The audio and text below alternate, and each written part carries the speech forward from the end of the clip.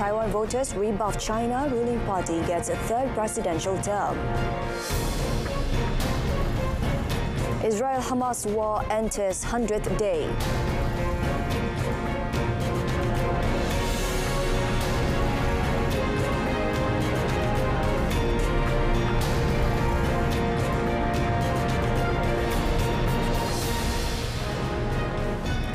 Good afternoon and salam Malaysia Madani. I'm Berita RTM and you're watching World Today.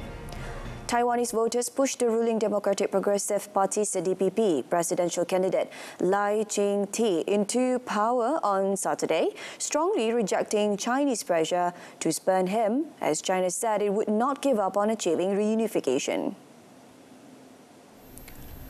Lai's party, which champions Taiwan's separate identity and rejects China's territorial claims, was seeking a third successive four-year term, unprecedented under Taiwan's current electoral system. However, in a measure of public frustration at domestic issues like the high cost of housing and stagnating wages after 8 years in power, the DPP lost its majority in parliament, making Lai's job harder in passing legislation.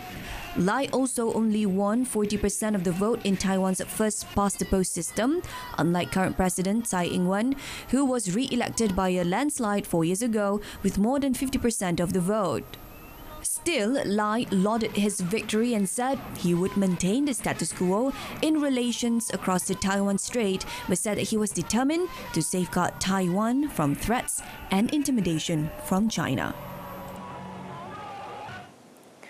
The Israel's war on Gaza entered its 100th day after Israeli Prime Minister Benjamin Netanyahu vowed no one will stop them from destroying the Hamas. The conflict has triggered a humanitarian crisis, with more than 23,000 people reported killed in Gaza and much of the besieged Palestinian territory reduced to rubble as fears grows that fighting could engulf the wider region.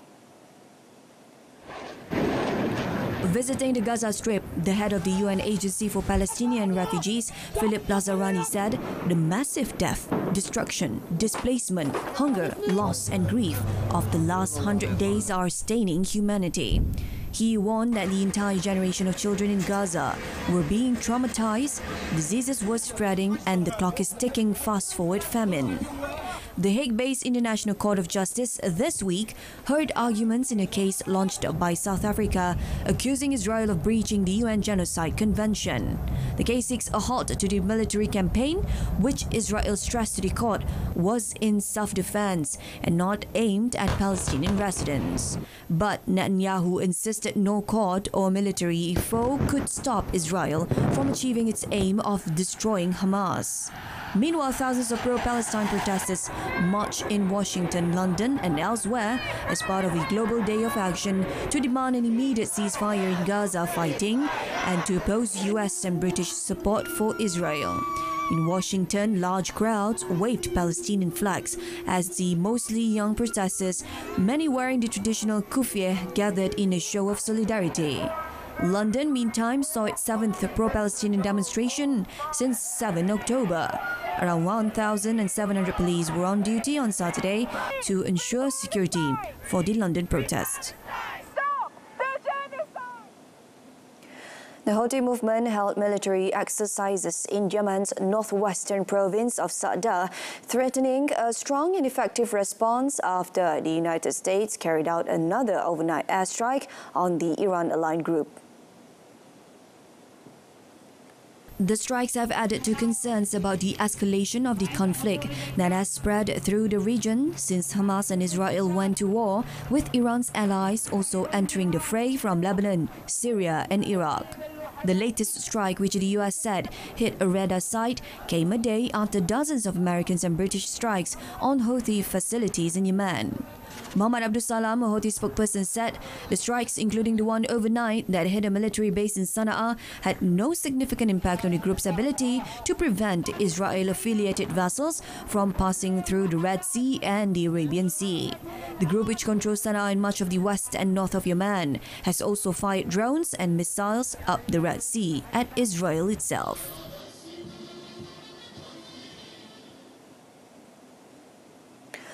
Turkey's military has neutralized 23 Kurdish fighters in northern Iraq and 9 in northern Syria, a day after 9 Turkish soldiers were killed in clashes. The ministry said Turkish forces carried out airstrikes in northern Iraq and northern Syria, and its ground forces bombarded the two regions. Turkish forces have been carrying out a cross-border operation called Claw Lock in Iraq as part of the country's offensive against the Kurdistan Workers' Party (PKK) fighters. Operation Claw Lock was launched in April 2022 to target the PKK organization's hideouts in Iraq's northern Matina, Zab, and Avasin Basyan regions near the Turkish border. It was preceded by operations Claw Tiger and Claw Eagle, launched in 2020. The PKK, designated a terrorist group by Turkey, the United States and European Union, took up arms against the Turkish state in 1984. France's Foreign Minister Stéphane Séjourné promised continued backing for Ukraine and support for defense manufacturing cooperation in Kiev, his first official visit in his new role. Kiev is seeking to maintain flows of military and financial aid from its Western allies after nearly 2 years of fighting off a full-scale Russian invasion. Séjourné arrived in the capital hours after Russia launched 40 missiles and drones at Ukraine. The French minister added that he would work in the coming days and weeks to fix EU and bilateral legal issues to help French companies set up more military production facilities in Ukraine without saying what these legal issues were. Kuleba said that several Ukrainian and French defense companies had already concluded deals on cooperation. Séjourné also encouraged French companies to invest in Ukraine, mentioning the transport, energy, telecoms and water sectors.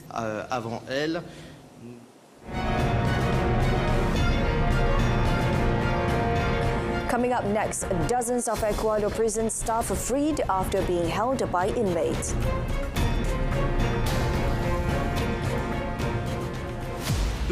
minit tanpa henti, 76 minutes non-stop.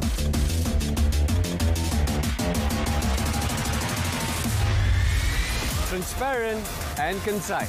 Paparan komprehensif, ringkas dan padat. Saksikan Kanta 744, 7.44 malam. Berita perdana 8 malam. Malaysia Tonight, 8:30 p.m.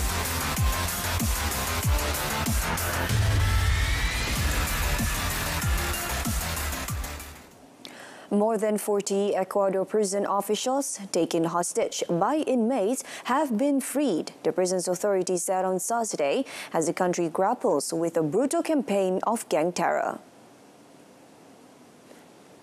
The SAHIH prison's authorities said the 24 guards and 17 administrative employees were released without providing details, while 133 guards and 3 employees continue to be held hostage. The guards and prison workers were taken hostage after President Daniel Noboa announced a military takedown of criminal groups, sparking a deadly confrontation with narco gangs in the South American nation. The last 24 hours have seen new violence in Ecuador's prisons, with 1 guard killed and another wounded. There were armed clashes at the Macala prison in the southwest, while army and police raided detention centers in 6 cities to restore order and normality.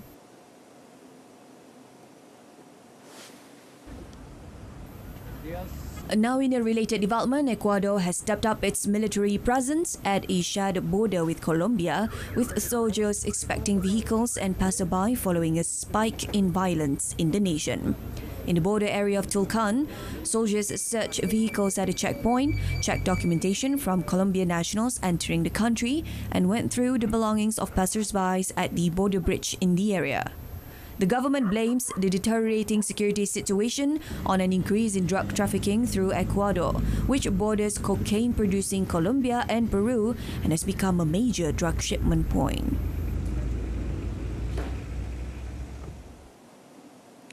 Honduras National Police Special Forces escort 3 alleged drug traffickers to the Supreme Court of Justice in Tegucigalpa as they are requested for extradition to the U.S. on fentanyl-related charges. The trial started with the hearing of Mayor Banegas Medina, charged with conspiracy to distribute fentanyl. Banegas is accused by the Northern District Court of California of allegedly conspiring to possess with intent to distribute fentanyl in the United States.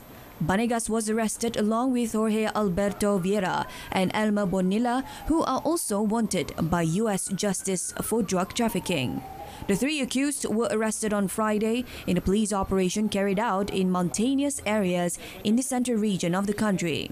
Washington has declared war on fentanyl, which has caused a significant number of the nearly 110,000 overdose deaths in the country in 2022. In November 2023, Honduran authorities seized a shipment of nearly 500 kilograms of fentanyl, which arrived in a container on a ship from the United Kingdom with a stopover in Colombia. Rescue workers in Colombia are scrambling to free survivors after a mudslide brought on by heavy rains in northwest Colombia killed at least 34 people and injured dozens on a busy highway. The mudslide, which happened Friday afternoon, covered a roadway that connects the city of Quibdó and Medellin in the Pacific province of Coco. Rescuers and canines from across Colombia were dispatched to the scene to search for injured people. Local media showed relatives of victims mourning their loved ones at the site of the disaster as rescue efforts continue. Que venía viajando mi hermano, venía mi cuñada y los dos sobrinos míos andan desaparecidos. Apareció mi sobrino que está en el hospital San Roque. Quisiera pedir ayuda y ir hasta allá a buscar, porque aquí digamos lo que me mandaron aparece el nombre de él. Quisiera llegar hasta allá. Llegué aquí, me encontré con una tragedia, un desastre natural bastante fuerte. Veo que están sacando los escombros, pero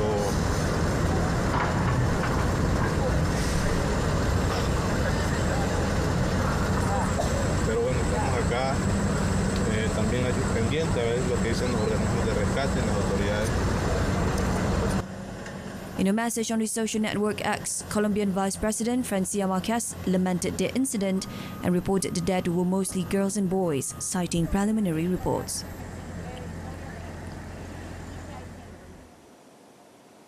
The United States aviation regulator extended the grounding of Boeing 737 MAX 9 airplanes indefinitely and announced it will tighten oversight of Boeing itself after a cabin panel broke off a new jet in mid-flight. The Federal Aviation Administration (FAA) also said it will require another round of inspections before it will consider putting the jets back in service. Under more stringent supervision, the regulator will audit the Boeing 737 MAX 9 production line and suppliers and consider having an independent entity take over from Boeing certain aspects of certifying the safety of new aircraft that the FAA previously assigned to the plane maker. The FAA said the continued grounding of 171 planes with the same configuration as the one in the incident was for the safety of American travelers. The grounding would be lifted once they were inspected. The FAA said 40 of the planes must be re-inspected. Then the agency will review the results and determine if safety is adequate to allow the MAX 9S to resume flying. In 2021, Boeing agreed to pay $6.6 million in penalties after failing to comply with the 2015 safety agreement. The FAA also launched an outside review of Boeing's safety culture in January 2023.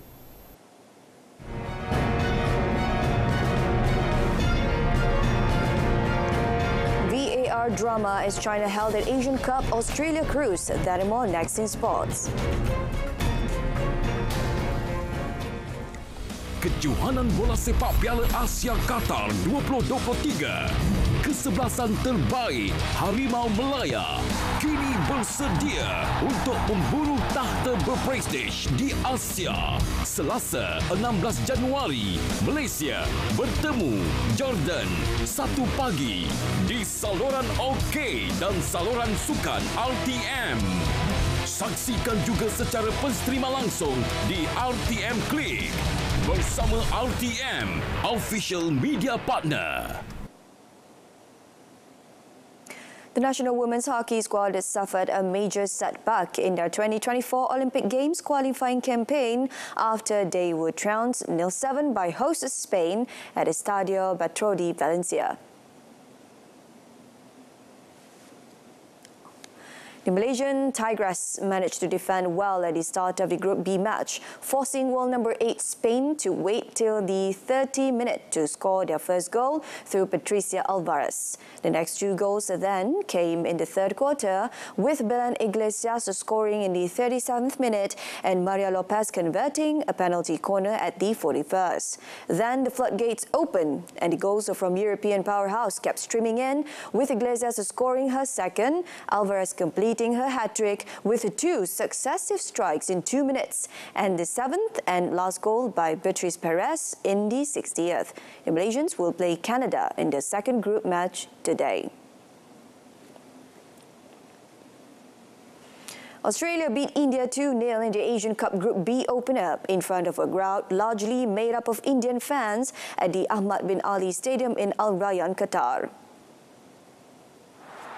Unfancied India defended stoutly and went into the break level with the Socceroos. But Jackson Arvind opened the scoring just after the restart, the midfielder driving home from 10 yards after India goalkeeper Gurpreet Singh Sandhu flapped at a cross.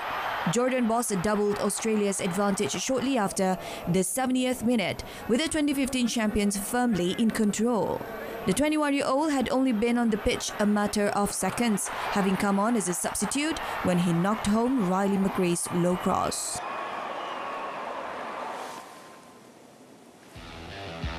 In a Group A opener, China were held to a goalless draw against Tajikistan after VAR intervention.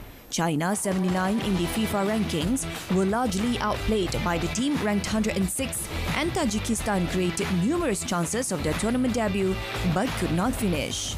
Zhu Chenji thought he had headed in an undeserved winner for China with 10 minutes remaining in Doha when he rose highest to nod in from a corner. But he and his teammates were left befuddled when VAR got involved and it was disallowed for offside, with former England youth defender Tias Browning lurking on the goal line. Pep Guardiola said Manchester City showed the heart of champions to fight back to beat Newcastle 3-2 earlier today, thanks to a Kevin De Bruyne masterclass on his return to Premier League action. Bernardo Silva had put the Premier League champions ahead in the 26th minute, meeting Kyle Walker's right-wing cross with an audacious back heel before 2 goals in 3 minutes put Newcastle in charge. City had only lost once in 72 Premier League games when taking the lead, and that was under serious threat until their talisman De Bruyne continued his comeback from injury with a top-class strike and a wonderful assist for Oscar Bob's stoppage time winner. Victory takes City up to second in the table, 2 points behind Liverpool.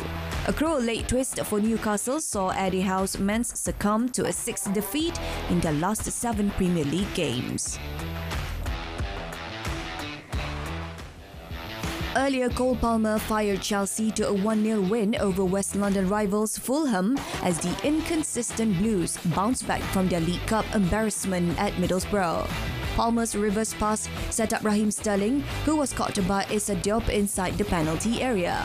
Palmer dispatched the spot kick, sending Fulham keeper Bernd Leno the wrong way to net his 9th goal since joining the Blues in August.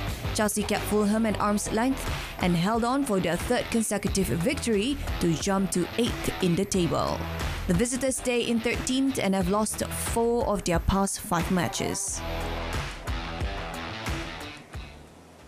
New Inter Miami signing Luis Suarez trained with his new side on Saturday as Uruguayan reunited with close friend and former Barcelona teammate Lionel Messi. Suarez, who signed a contract for the 2024 Major League Soccer season last December, also reunited with former Barca players and treble-winning teammates Sergio Busquets and Jordi Alba, with who they won 4 La Liga titles in 5 years.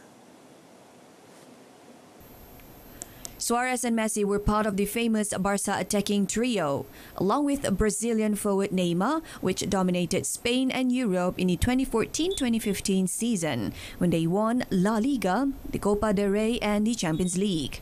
Miami won the League's Cup in 2023 following Messi's arrival, but did not qualify for the MLS Cup playoffs. They kick off the 2024 season on 21st February at home against Real Salt Lake following 7 preseason friendlies, including against Cristiano Ronaldo's Al Nassr in Riyadh on 1st February.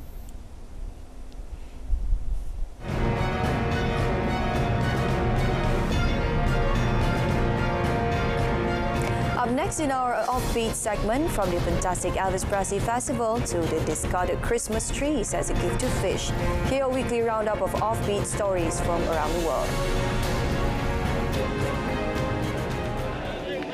Wearing lacquered wigs, bedazzled jumpsuits and prison stripes, hundreds took to the streets of Australian country town parks to parade in their classic cars, decorated floats and on foot, celebrating Elvis Presley classic film Jailhouse Rock.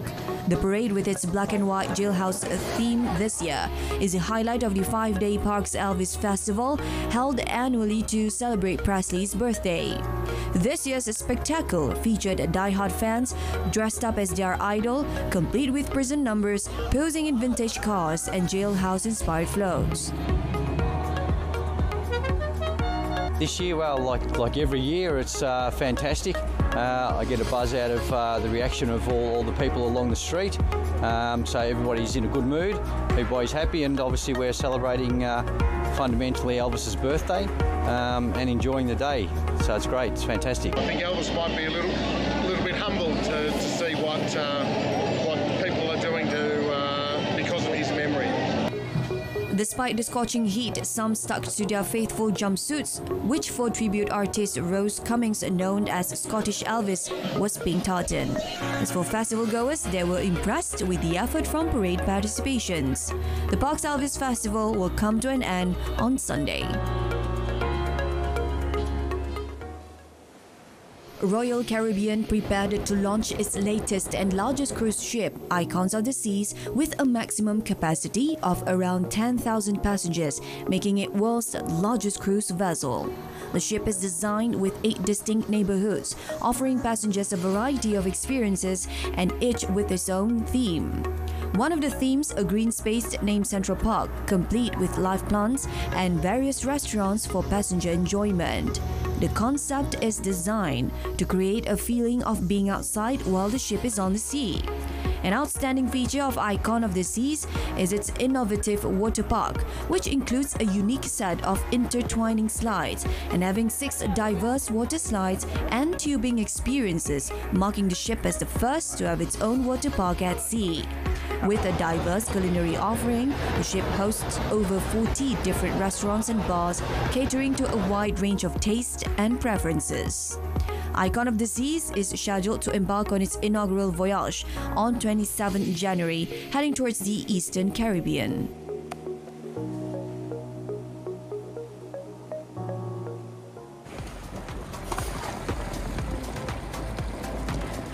On a freezing January morning, dozens of discarded Christmas trees collected after the holidays are tossed into Stockholm's glacial waters, recycled to provide a welcoming habitat for marine life. The initiative, started by National Sport Fishing Association, Kerana, in 2016 to help restore the endangered ecosystem, has been hailed by environmentalists. All the trees collected are from retailers who buy evergreens that have not been sprayed with pesticides. 3 or 4 together, and then we tie them to a weight. In this case, rocks in a bag. Everything's biodegradable, and then we throw them out into the water, and they will sink down to the bottom. Since 2016, more than 1,000 trees collected after Christmas have been dropped in different spots. Plenty of places to hide in here. There are all these branches and there are the pine needles as well. So they're really great places to place the roe and also really great places for juvenile fish to hide from bigger fish. The largest primate ever to walk on Earth went extinct because it could not adapt to its changing environment, with the mighty beast reduced to living off bark and twigs before dying off. Gigantopithecus blacki, which stood 3 meters tall and weighed up to 300 kilograms, thrived in the forests of the southern Asia until a little more than 200,000 years ago. Exactly why the great ape died off after flourishing for hundreds of thousands of years has been one of the lasting mysteries of paleontology ever since a German scientist first stumbled on one of its teeth at a Hong Kong apothecary in 1930s. Seeking to establish a timeline of the animal's existence, a team of Chinese, Australia and US scientists collected fossilized teeth from 22 caves. The team used 6 different techniques to determine the age of the fossil, with the oldest teeth dated back more than 2 million years, while the most recent were from around 250,000 years ago. They established that animal's extinction window was between 215,000 and 295,000 years ago, significantly earlier than previously thought. Due to its size, the huge animal was bound to the ground, unable to swing to trees for higher food, causing it to starve and eventually extinct. The scientists compared Gigantopithecus' fate to its orangutan relative, Pongo widenranchi, which handled the changing environment far better. It became even smaller over time, thriving as its massive cousin Gigantopithecus starved. Kejohanan bola sepak Piala Asia Qatar 2023. Kesebelasan terbaik Harimau Melaya kini bersedia untuk memburu tahta berprestij di Asia. Selasa 16 Januari, Malaysia bertemu Jordan 1 pagi di saluran OK dan saluran sukan RTM. Saksikan juga secara penstrima langsung di RTM Klik bersama RTM, official media partner. And that wraps up this edition of World Today. In our top story, I want voters to rebuff China ruling party gets a 3rd presidential term. I'm Shahida Arifin from River to the Sea. Palestine will be free. Thank you for tuning in.